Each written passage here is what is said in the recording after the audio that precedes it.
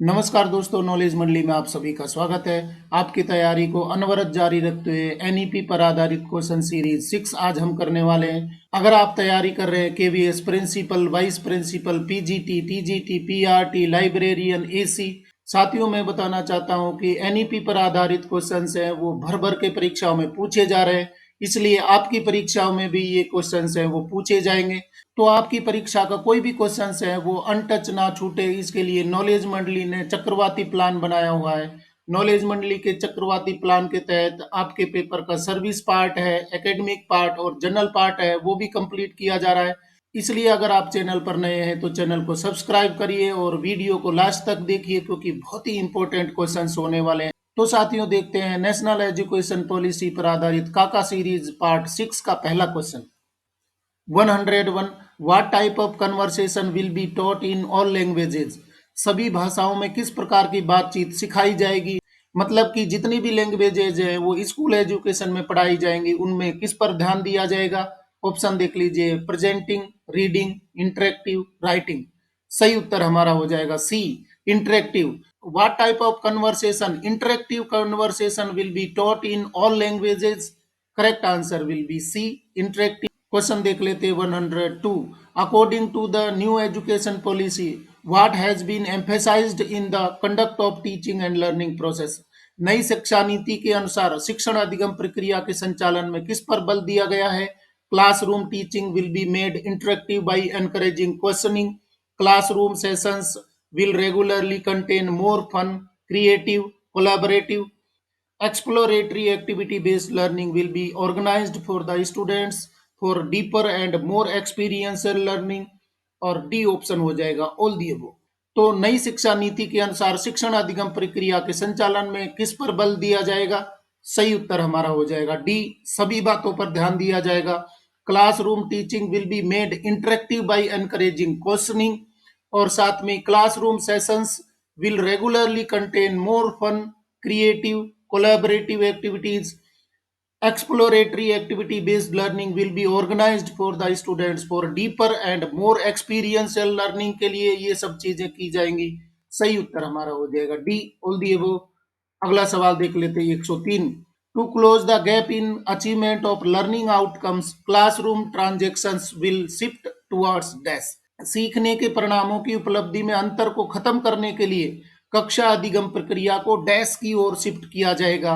Life oriented education, competency based learning and education, outcome oriented education, problem solving learning. तो achievement के gap को कम करने के लिए क्लासरूम ट्रांजेक्शन हैं किसकी ओर शिफ्ट किए जाएंगे। सही उत्तर हमारा हो जाएगा B, competency based learning and education.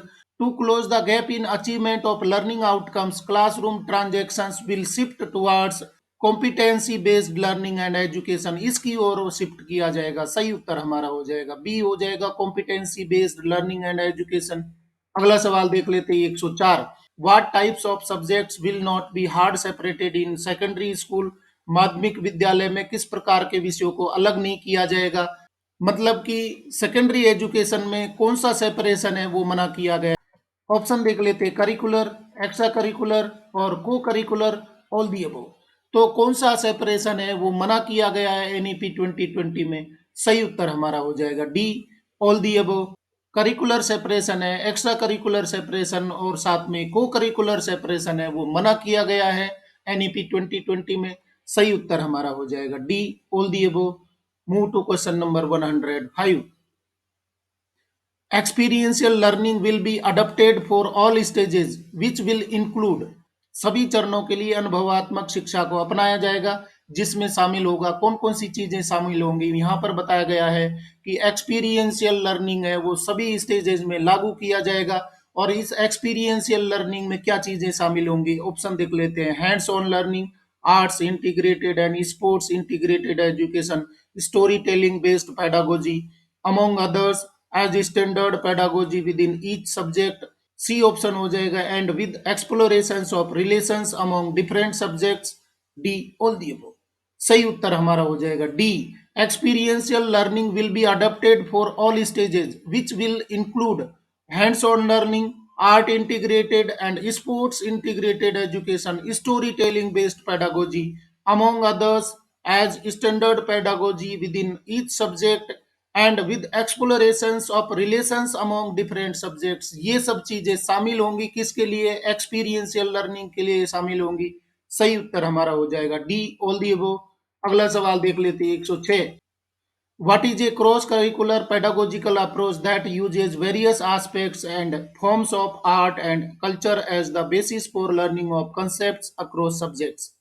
Cross curricular शैक्षणिक दृष्टिकोण क्या है जो विषयों में अवधारणाओं को सीखने के आधार के रूप में कला और संस्कृति के विभिन्न पहलुओं और रूपों का उपयोग करता है? ऑप्शन देख लेते हैं। Experiential learning, art integration, strengthen the linkages between education and culture, A new era concept of learning. तो क्या सही उत्तर हो जाएगा? सही उत्तर हमारा हो जाएगा B, art integration. What is cross curricular pedagogical approach? That is art integration that uses various aspects and forms of art and culture as the basis for learning for concepts across subjects। तो art integrated education है वो लागू कर दी गई है। Cross curricular pedagogical approach है ये अपनाई गई है किसके लिए? जहां पर सारे सब्जेक्ट है वो जोड़ दिए गए हैं और इसमें क्या शामिल हो गया? आर्ट और कल्चर है उसको भी शामिल किया गया है सभी सब्जेक्ट्स में, और इसको कहा गया है आर्ट इंटीग्रेशन। सही उत्तर हमारा हो जाएगा बी। क्वेश्चन देख लेते हैं अगला 107। According to the new education policy, what type of learning will be promoted by reducing the curriculum content in each subject to its core essentials?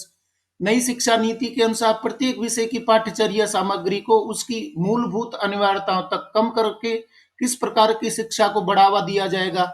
मतलब कि कोर इसेंशियल्स जो भी आवश्यक है, मूलभूत आवश्यकता तो हर सब्जेक्ट की रखनी पड़ेगी, कोर इसेंशियल तक उसको रिड्यूस करके मतलब कि मुख्य मुख्य बातें बताने तक उसको रिड्यूस किया जाएगा और साथ में बाकी चीजें शामिल कर ली जाएंगी। किसको बढ़ावा दिया जाएगा? ऑप्शन देख लेते हैं। Holistic learning with critical thinking, inquiry, discovery, discussion based learning, analysis based learning, और डी, ऑल दी अबव। सही उत्तर हमारा हो जाएगा D, all the above. According to the new education policy, what type of learning will be promoted by reducing the curriculum content in each subject to its core essential? मतलब कि मूलभूत जो आवश्यकता होती है सब्जेक्ट की वो तो रखना होगा, इसके साथ में क्या शामिल किया जाएगा? Holistic learning with critical thinking, साथ में inquiry, discovery, discussion based learning होगी और एनालिसिस बेस्ड लर्निंग इसमें शामिल की जाएगी। सही उत्तर हमारा हो जाएगा D, all the above. Move to question number 108। What is the thrust of art integration? कला एकीकरण पर जोर देने से क्या सीख मिलेगी?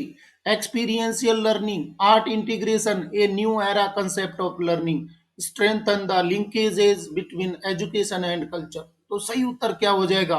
आर्ट इंटीग्रेशन का फायदा क्या होगा, क्या उसका उद्देश्य हो जाएगा? सही उत्तर होगा हमारा ए, एक्सपीरियंशियल लर्निंग उससे प्राप्त होगी। आर्ट इंटीग्रेशन से बच्चे को अनुभवात्मक लर्निंग होगी। सही उत्तर हमारा हो जाएगा ए, एक्सपीरियंशियल लर्निंग। अगला सवाल देख लेते हैं 109। What will the art integrated approach do? कला एकीकृत दृष्टिकोण शिक्षा में क्या प्रभाव डालेगा? Experiential learning, increase the understanding of concept, strengthen the linkages between education and culture, emphasize the literacy of India. तो क्या शामिल हो जाएगा? आर्ट इंटीग्रेटेड अप्रोच है वो किस पर प्रभाव डालेगी? सही उत्तर हमारा हो जाएगा C, strengthen the linkage between education and culture. Art integrated approach है वो बढ़ावा देगी किसको? एजुकेशन को कल्चर के साथ में जोड़ेगी। सही उत्तर हमारा हो जाएगा सी हो जाएगा। Move to question number 110। Sports integration is another cross-curricular approach that uses physical activities including indigenous sports. Which approach is this? खेल एकीकरण एक अन्य पाठ्यक्रम क्रॉस करिकुलर दृष्टिकोण है जो स्वदेशी खेलों सहित शारीरिक गतिविधियों का उपयोग करता है। ये कौन सा दृष्टिकोण है? पहले वाले क्वेश्चन में हमने देखा कि आर्ट इंटीग्रेटेड अप्रोच है, यहाँ पर एक दूसरी क्रॉस करिकुलर अप्रोच आ गई है जिसको खेल एकीकरण बोला है। तो ये कौन सा दृष्टिकोण है? ऑप्शन देख लेते हैं। Pedagogical approach, learning approach, experiential approach, traditional approach. तो किस प्रकार की अप्रोच है, कौन से प्रकार का दृष्टिकोण अपनाया गया? जहां पर क्रॉस करिकुलर अप्रोच है जिसमें फिजिकल एक्टिविटीज में इंडिजिनस स्पोर्ट्स है, जो देसी खेल है, हमारे जो लोकल गेम्स हैं वो भी शामिल किए जाएंगे। सही उत्तर हमारा हो जाएगा ए, पेडागोजिकल अप्रोच, यानी कि cross curricular approach, that is pedagogical approach इसको कहेंगे। इसमें शैक्षणिक जो दृष्टिकोण है वो अपनाया जाएगा, किसके लिए? स्पोर्ट्स इंटीग्रेशन के लिए, जहां पर इंडिजिनस स्पोर्ट्स है वो फिजिकल एक्टिविटीज में शामिल किए जाएंगे। सही उत्तर हमारा हो जाएगा पेडागोजिकल अप्रोच। अगला सवाल देख लेते हैं 111। What is the name of the movement that aims to help students adopt fitness as a life long attitude?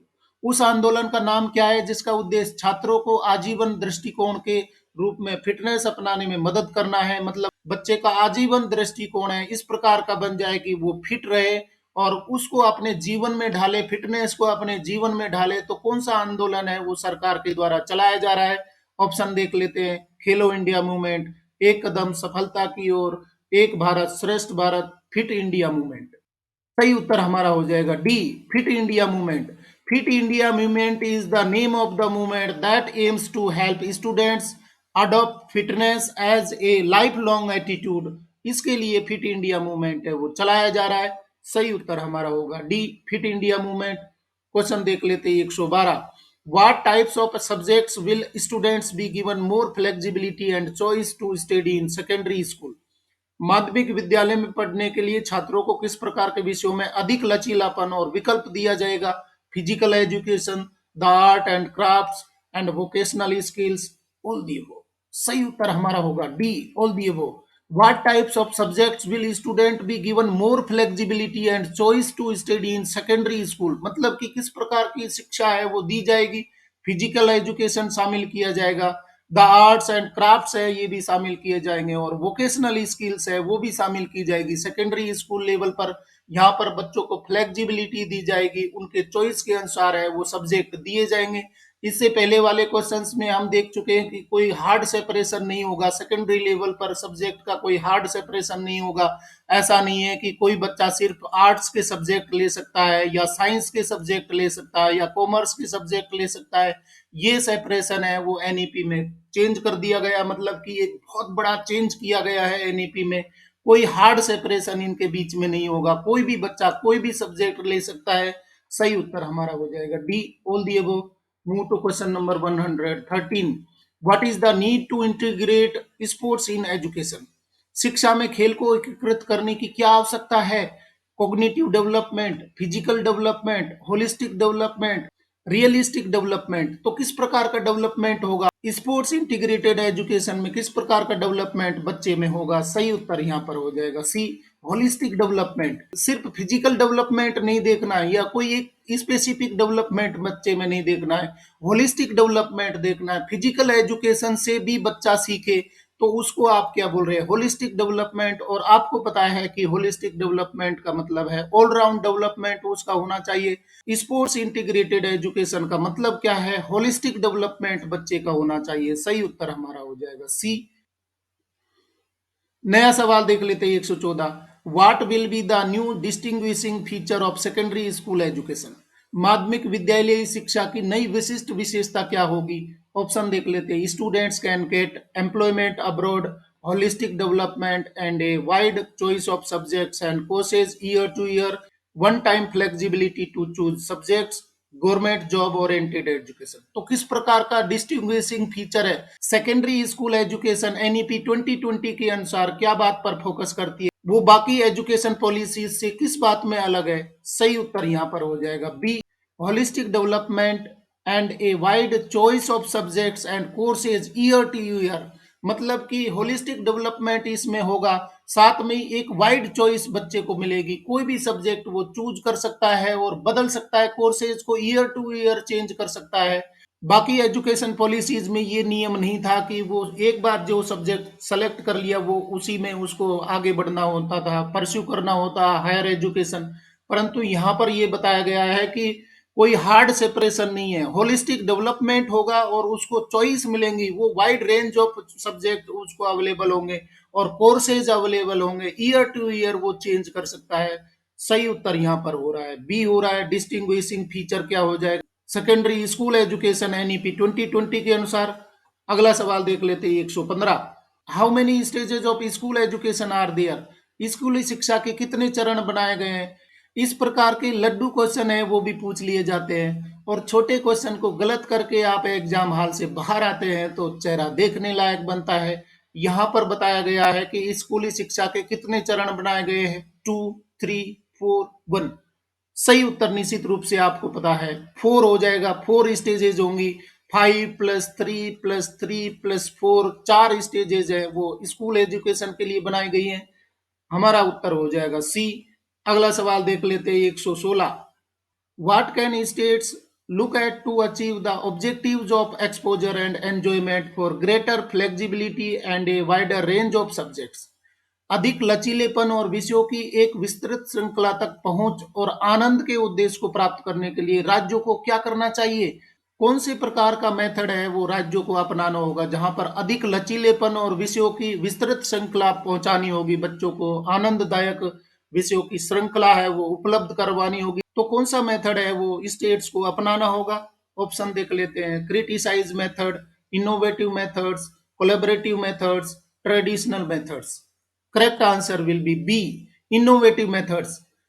What can state look at to achieve the objectives of exposure and enjoyment for greater flexibility and a wider range of subjects? इसके लिए क्या करना होगा? Innovative methods हैं वो अपनाने होंगे, उनको एक्सपोजर देने के लिए, एंजॉयमेंट के लिए, और साथ में ये फ्लेक्सिबिलिटी दी जाएगी कि बच्चा कोई भी सब्जेक्ट है वो अपनाए।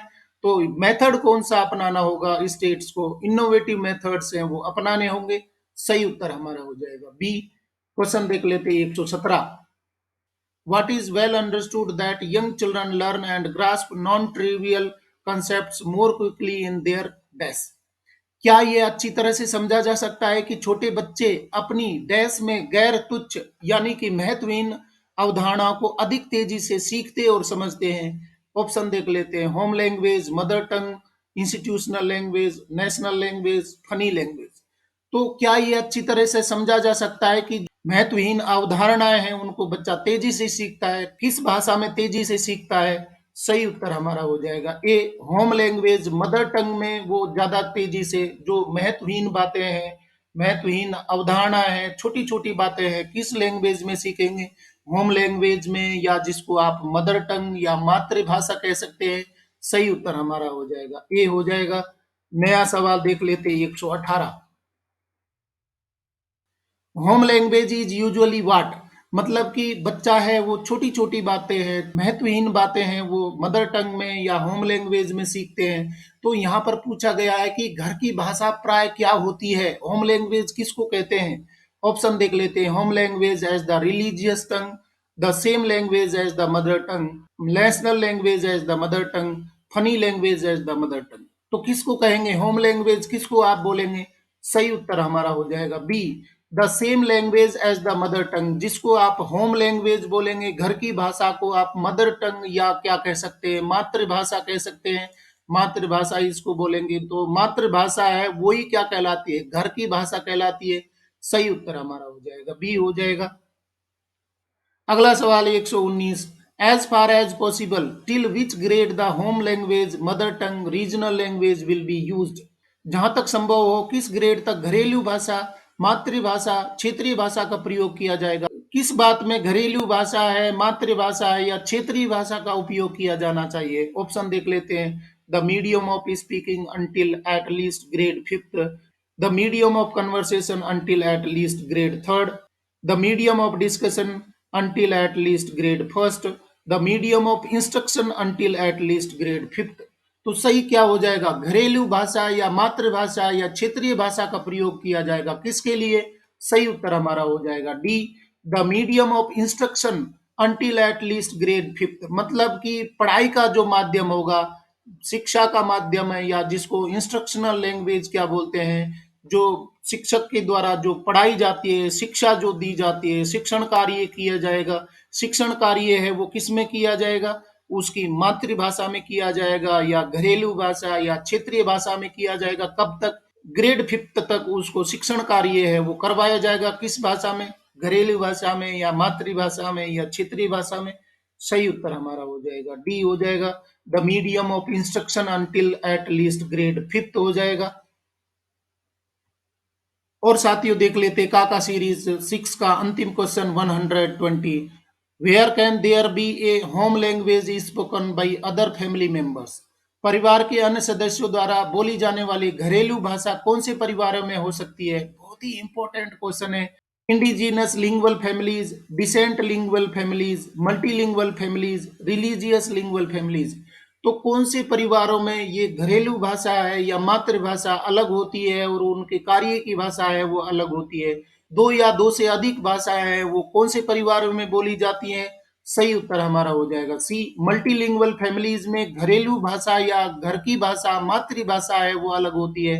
परिवार में वो अलग बोलते हैं, दूसरी जगह पर वो अलग बोलते हैं और इंस्टीट्यूशनल जगह पर वो अलग बोलते हैं। अगर नौकरी कर रहे हैं तो वहाँ अलग भाषा का उपयोग करेंगे और इनफॉर्मल वार्तालाप करनी होती है तो अलग बोलेंगे और घर में अलग बोलेंगे। तो वो कौन सी फैमिलीज में होता है? मल्टीलिंगुअल फैमिलीज में होता है।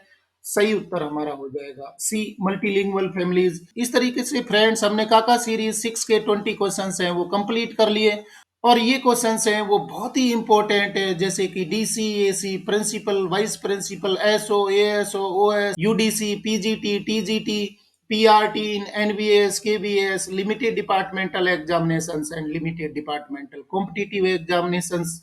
साथियों अगर आप इन परीक्षाओं के एस्पिरेंट हैं तो नॉलेज मंडली है आपके सिलेबस को चारों तरफ से घेरने के लिए चक्रवाती प्लान बनाए हुए हैं, जिसमें सर्विस रूल्स है, एकेडमिक पार्ट और पेपर का जनरल पार्ट भी करवाया जा रहा है। आप नॉलेज मंडली की प्लेलिस्ट में जाकर के कंप्लीट सिलेबस देखें और अपने सिलेक्शन को एक नई दिशा दें। और यारो अगर आपको आज के क्वेश्चन पसंद आए तो लाइक शेयर करें और चैनल को सब्सक्राइब करना तो जरूरी है, क्योंकि नॉलेज मंडली is the right choice. Thank you very much.